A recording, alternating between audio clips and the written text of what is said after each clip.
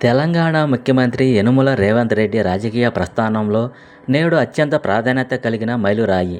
ఆయన రాజకీయాల్లోకి అడుగుపెట్టి తొలి విజయాన్ని అందుకుని సరిగ్గా 20 ఏళ్లు పూర్తయింది.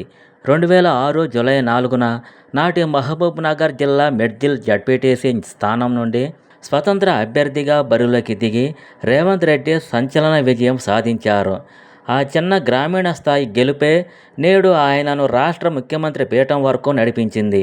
ఈ 20 ఏళ్ల సుదీర్ఘ రాజకీయ ప్రస్థానాన్ని మరియు తన తొలి విజయ క్షేత్రాన్ని గుర్తు చేసుకుంటూ రేవంత్ రెడ్డి నేడు మేడ్చల్లో నిర్వహించబోయే భారీ బహిరంగ సభలో పాల్గొననున్నారు. తన ప్రస్థానానికి పునాది వేసిన ప్రజలకు కృతజ్ఞతలు తెలపడానికి ఈ సభను ఒక వేదికగా మార్చుకోనున్నారు. ఈ అరుదైన ఘనత సాధించిన సందర్భంగా మంత్రులు సీతక్క, పొన్నం ప్రభాకర్, పొంగులేటి శ్రీనివాసరెడ్డి ఆయనకు ఘనంగా శుభాకాంక్షలు తెలిపారు. ప్రజాసేవలో అలుపెరగని పోరాటం చేస్తూ నేడు రాష్ట్రాన్ని ముందుకు నడిపిస్తున్న తీరును నేతలు ప్రశంసించారు. తన రాజకీయ పురిటిగడ్డ అయిన మేడ్చల్ పర్యటన సందర్భంగా సీఎం రేవంత్ రెడ్డి నియోజకవర్గ పరిధిలో దాదాపు 350 కోట్ల రూపాయల విలువైన పలు అభివృద్ధి మరియు సంక్షేమ కార్యక్రమాలకు శంకుస్థాపనలు, ప్రారంభోత్సవాలు చేయనున్నారు.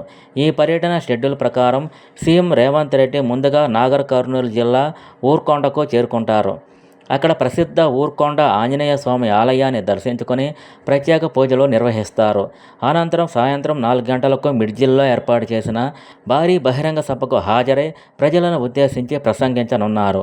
సీఎం రాక సందర్భంగా ఉమ్మడి మహబూబ్నగర్ జిల్లా కాంగ్రెస్ శ్రేణులు ఈ సభను అత్యంత ప్రతిష్టాత్మకంగా తీసుకుని భారీ ఏర్పాట్లు చేశాయి.